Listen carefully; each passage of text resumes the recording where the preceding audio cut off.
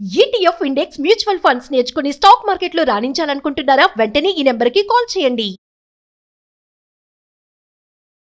నమస్తే, welcome back to Suman TV. Present మనతో పాటు ఉన్నారు ఫ్యామిలీ కౌన్సిలర్ రజనీ రమ గారు. నమస్తే మ్యామ్. నమస్తే నవీన్. మేడం, ఈ మధ్యకాలంలో మనం చూస్తున్నాము ప్రేమ, ఆకర్షణ అంటే నమ్మించి లగ్జరీ లైఫ్ కోసము మళ్ళీ శారీరక అవసరాలు తీర్చుకొని తర్వాత వదిలివేయడం, ఇలాంటి అన్ని అంటే ట్రాప్ చేయడం అనమాట. కొంత ఇటు లేడీస్ లేడీస్ని కూడా అంటే పెద్ద వయసున్న మహిళలు అంటే 50-60 సంవత్సరాల మహిళలు కూడా యంగ్స్టర్స్ని ట్రాప్ చేయడం జరుగుతుంది. చూస్తున్నాం, మనం కొన్ని వీడియోలో మాట్లాడుకున్నాం కూడా. ఎందుకు ఇలా జరుగుతుంది అంటారు? అంటే ఆ ట్రాప్లో కూడా యువత ఎందుకు అట్లా టర్న్ అయిపోతున్నారు? అంటే ఇందులో రకరకాల స్త్రీలు ఉన్నారు. పర్టికులర్ ఈ కేసులో గురించి మనం మాట్లాడుకోవాలంటే 55 క్రాస్డ్, 58 అంటున్నారు, 56 అంటున్నారు, వాట్ ఎవర్ 55 క్రాస్డ్ అంటే మనం చెప్పుకుంటాం హార్మోన్స్ పనిచేయవు, మోనోపాజ్ వస్తుంది అని. కానీ మనసు ఎలా ఆలోచిస్తే శరీరం అలా పనిచేస్తుంది. ఆమెకు హస్బెండ్ చనిపోయాడు, పిల్లలు ఇద్దరు పెళ్ళిళ్ళే ఎక్కడ వెళ్ళిపోయారు, సింగిల్. నేను ఇది ఒక కేసు చెప్పాను మీకు, ఇలాంటి కేసే. దగ్గర 60 years ఏజ్ ఉన్న ఒక ఆవిడ, తనకన్నా 15 సంవత్సరాలు 20 సంవత్సరాలు చిన్న అతను కొడుకు వరుస అయ్యే అతనితోటి సంబంధం పెట్టుకుంటే ఉన్న ఒక్క కొడుకు ఎక్కడో ఉంటాడు. ఇక ఇవిడికి అడ్డు ఆపు లేదు, కోరికలు ఉన్నాయి, భర్త చనిపోయాడు.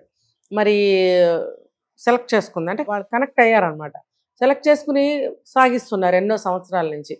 అంటే ఆ పెద్ద వయసు వచ్చిన ఆవిడే తల్లి వరుస అయ్యి ఉండి కొడుకుతో అలా చేయవచ్చా అనే ఆలోచన కానీ ఇది కానీ వాళ్ళకి రావట్లేదు. ఎందుకంటే నాకు పుట్టలేదుగా, ఏదో వరస కొడుకు అంతే, మగాడు అంతే అని సాగిస్తున్నారు. ఇప్పుడు ఈ కేసులో చూస్తే కూడా ఇది కూడా అంతే. కొడుకో మనవడో అవ్వాల్సిన ఆ పిల్లాడితోటి అట్రాక్ట్ చేయడం, ముందు ఎవరింట్లో ఎవరు ఒంటరిగా ఉంటారా అని కనిపెడతారు ఫస్ట్. అయితే ఇప్పుడు వీళ్ళ పైనే ఉంటున్నారు, డ్యాన్సులు చేయడము, పాటలు పెట్టడము. అంటే ఆటోమేటిక్ ఆవిడ కావాలని చేసింది అయితే, లేదా తన ఎంజాయ్ చేసుకుంటుందో మనకు తెలియదు. ఈ పిల్లవాడికైతే ఒంట్లో బాగా ఒకరోజు స్కూల్కి వెళ్ళకుండా ఇంట్లో ఉన్నప్పుడు ఆ సౌండ్స్ విని ఏంటి తలనొప్పిగా ఉంది చెప్దామని చెప్పి వెళ్తే అక్కడ ఆ మనిషి డ్యాన్సులు చేయడం. మళ్ళీ అది విన్నాం మనం, న్యూడ్గా బట్టలు మార్చుకోవడము. పిల్లాడి మీద ఎందుకు చేయాల్సి వచ్చింది అంటే మనకి కరెక్ట్గా కనెక్షన్ అనేది దొరకలేదు. అక్కడ ట్రాప్ చేయడం అంటారు. ట్రాప్ చేయటానికి ఈ వేషాలు అనమాట. ముందు సౌండ్లు పెట్టడము, ఒక వరుసగా కొద్ది రోజులు అలా చేస్తే విసుగొచ్చి వస్తారు కదా మన దగ్గరికి, అప్పుడు అట్రాక్ట్ చేసి లాగేసేయడం. అంటే ఇది మనము అరిచి గగ్గోలు పెట్టి గందరగోళం గుండె నొప్పి తెచ్చుకుని అరవాల్సిన అవసరం లేదు. ఇది మెత్తని చెప్పులతో కొడితే సరిపోతుంది. అంటే ఇలాంటి జాతి లంకిణి శంకిని ఉంటారు, నీచులు నికృష్టులు. భర్తతో కాపురం చేసి పిల్లల్ని కని సంసారాలు చేసి ఒక వయసుకు వచ్చిన స్త్రీలు, దట్టు భర్త లేని వితంతువు. అంటే అందుకనే చూడండి, నేను ఈ సందర్భంలో మాత్రమే ఒక మాట చెప్తాను, ఎవరు తప్పు పట్టకండి ప్రేక్షకులు. పాతకాలంలో మన సాంప్రదాయాలు ఎలా ఉండేయంటే, భర్త లేని స్త్రీలకి కోరికలు ఉండొచ్చు, అవి కట్టుబాట్లని తెంపుకుని బయటకి వెళ్ళిపోయి సమాజానికి కానీ కుటుంబానికి కానీ చెడ్డ పేరు రాకుండా ఉండటం కోసం ఆ స్త్రీలకి కొన్ని కట్టుబాట్లు పెట్టారు. ఇంకా పాతకాలానికి వెళ్తే గుండు కొట్టించేవారు, తెల్ల చీరలు కప్పేవారు, ఇంట్లో కూర్చోబెట్టేవారు. వంటగదిలో తప్పితే వాళ్ళు ఎక్కడ ఉండేవారు కాదు, అక్కడే ఒక గుడ్డ పరుచుకుని నిద్రపోయేవారు. వాళ్ళ మనసు కూడా దానికి ట్యూన్ అయి ఉండేది. ఎందుకు అని అంటే ఆ రోజుల్లో ఆడది తిరగకూడదు, మగవాడు తిరగాలి అనే సాంప్రదాయాలు ఉన్న రోజులు అవి. నేనేమి సమర్థించడం లేదు, అనేవాళ్ళు ఆడది తిరిగి చెడుతుంది అని, మగాడు తిరక్క చెడ్డాడు అని అంటారు. అయితే అది ఆ రోజుల్లో సంగతి, అది నేనేం సమర్థించడం లేదు. ఎందుకు పెట్టారనేది మాత్రమే నేను చెప్తున్నా. ఇప్పుడు ఈ రోజుకి కూడా భర్త చనిపోయిన స్త్రీలకి కొన్ని కట్టుబాట్లు ఉన్నాయి, అవి కంటిన్యూ అవుతున్నాయి. కానీ డైల్యూట్ అయిపోయి ఇప్పుడు ఉన్న పరిస్థితిలో ఉన్నది. ఉన్నప్పుడు వాళ్ళు మనసు అనేది కంట్రోల్లో పెట్టుకోవాలి. ఇలాంటి పనులు చేస్తే ఎన్ని కుటుంబాలు పాడవుతాయి, సమాజానికి ఎంత చెడ్డ పేరు, మన సాంప్రదాయ ఆచారాల సంస్కృతులకి ఎంత చెడ్డ పేరు, మన దేశానికి ఎంత మచ్చ. ఇలాంటి స్త్రీలు ఉండటం వల్ల చాలా డ్యామేజ్ జరుగుతుంది. ఆ పసిపిల్లాడు 14-15 ఏళ్ళ పిల్లాడితోటి ఆ రకంగా చేయటం అంటే అసలు వాంతి వస్తుంది నాకైతే. అది ఆడదేనా, లేకపోతే ఏదైనా జాతికి చెందిందా, గొడ్డ దొన్నపోత ఏంటది? నువ్వు అనుభవించావుగా, సంసార జీవితాన్ని అనుభవించావు, దగ్గర 60 సంవత్సరాలకు వస్తున్నావు. బుద్ధి లేని గాడిద అదేమన్నా, దొన్నపోతలాగా తిని దొన్నపోత చేష్టలు చేయటం ఏంటది? ఏదో భర్త సంపాదించాడు, నీకు ఆస్తిపాస్తులు ఉన్నాయి, తిని చావు, బతుకు. నువ్వు సినిమాలకు వెళ్ళు, డ్యాన్స్ చేసుకుంటున్నావుగా, చేసుకుని చావు. నువ్వు ఏదైనా ఫ్రెండ్షిప్ ఉంటే నలుగురితో ఫ్రెండ్షిప్ చేసుకో, సినిమాలకు పోతావా పో, నీకు లేదు అవన్నీ నాకు లేవు, నీకన్నా భక్తి గిక్తి అని అంటే పారాయణాలు చేసుకో, పూజలు చేసుకో, లేకపోతే చుట్టాలతో బంధువులతో తిరుగు, నీకేమి స్వేచ్ఛకి అడ్డం లేదు కదా, ఇదెందుకు నీకు? ఓకే, ఇది నీకు కావాలంటే నీకు తగ్గట్టు చూసుకో. పసిపిల్లల్ని ఎందుకు నువ్వు నాశనం చేస్తున్నావు నువ్వు? అంటే ఇక్కడ కూడా మనకు అదే అప్లై అవుతుంది. పిల్లల్ని వదిలిపెట్టి తల్లిదండ్రులు కాసేపు ఎక్కడికి వెళ్ళొద్దా? చివరికి నేను చెప్పింది అది, బాత్రూమ్కి వెళ్ళే స్వేచ్ఛ కూడా ఉంచరా మెల్లమెల్లగా. తర్వాత ఆ పిల్లాన్ని కూడా చాలా జాగ్రత్తగా పెంచారంటే ఇలాంటి ఏమన్నా ఎఫెక్ట్ పడకుండా ఉండాలని. కానీ చూడండి, ఇక్కడ నేను విడదీసి చెప్తాను 2 విషయాలు. అతి జాగ్రత్తగా పెంచితే ఇలా తయారవుతారని కొంతమంది అనుకుంటారు.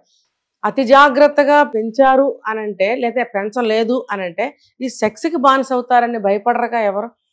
చెడు స్నేహాలు చేస్తారేమో, లేకపోతే సరిగ్గా చదవరేమో అనే భయంతో అతి జాగ్రత్తగా పెంచుతారు ఆ ఏజ్ స్టేజ్ వరకు. మరి ఈ రకంగా ఈ దారిలో వెళ్లకుండా ఉండాలి అని చెప్పి జాగ్రత్తగా పెంచలేదుగా. కాబట్టి ఈ సందర్భంగా ఈ మాట ఇక్కడ కనెక్ట్ అవ్వదు, మ్యాచ్ అవ్వదు. వీళ్ళకి కేవలం చదువు పరంగా బాగా చదవాలి, పిల్లాడు మంచి స్టేజ్కి రావాలి, అటు ఇటు డైవర్ట్ అవ్వకూడదు అన్న పద్ధతిలో పెంచుకున్నారు, డిసిప్లిన్గా ఒక పద్ధతిగా. అది ఎటు తిరిగిందంటే చివరికి మన చుట్టుపక్కల రాక్షసులు ఉంటారండి. రాక్షసులు దుర్మార్గులు, నీచులు, నేరస్తులు, దొంగలు ఎంతో మంది మన చుట్టూ ఉంటారు. మనకు తెలీదు. అందరూ దొరలలాగానే తిరుగుతారు. అందరూ పెద్ద పెద్ద కార్లు వేసుకుని బుష్కోట్లు వేసుకుని తిరుగుతూనే ఉంటారు. వాళ్ళని మనం కనిపెట్టలేము. అయితే మనం వాడు పాపం జాగ్రత్తగానే పెంచుకుంది. ఇంట్లోంచి వెళ్ళక నాయన అన్నప్పుడు మరి ఆ పిల్లాడు ఎందుకు వెళ్ళాడు అని అంటే, ఇంట్లో ఎంతసేపు ఉంటాడు, ఏదో ఒక చికాకు కలుగుతుంది, ఏంటి తెలుసుకోవాలని ఆ ఉత్సుకత ఇది ఆ వయసులో ఉంటుంది. మరి గౌతమ బుద్ధుడు అలా బయటకు వస్తేనే కదా బుద్ధుడయ్యాడు. శుద్ధోదనుడు బయటకు వచ్చే బుద్ధుడయ్యాడు. ఏంటి బయట ఏం జరుగుతుందో తెలుసుకోవాలని బయటకు వచ్చినప్పుడే ఆయన బుద్ధుడయ్యాడు.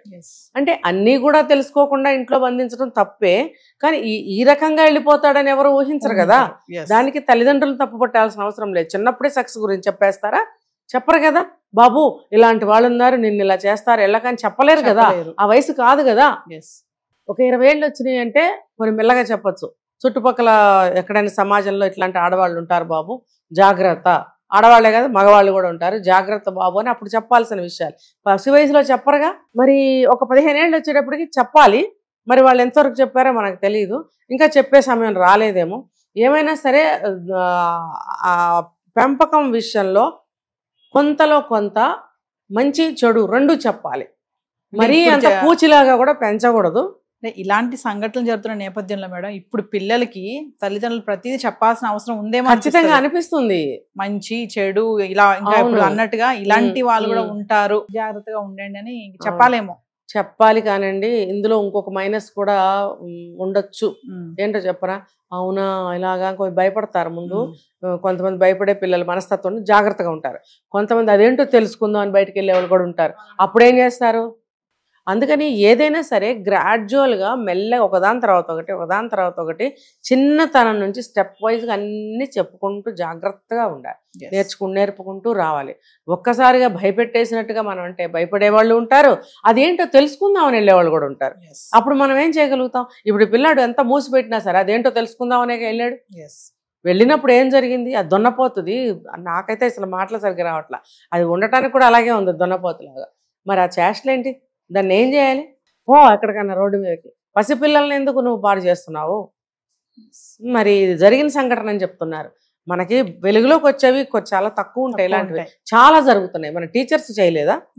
మేల్ టీచర్స్ చేశారు, ఫిమేల్ టీచర్స్ చేశారు. ఏంటి దారుణం ఏంటి? ఇలా ఏం చేయాలి? వీళ్ళని సమాజమే తీసుకోవాలి చర్యలు. ఇంకా థ్యాంక్ యూ.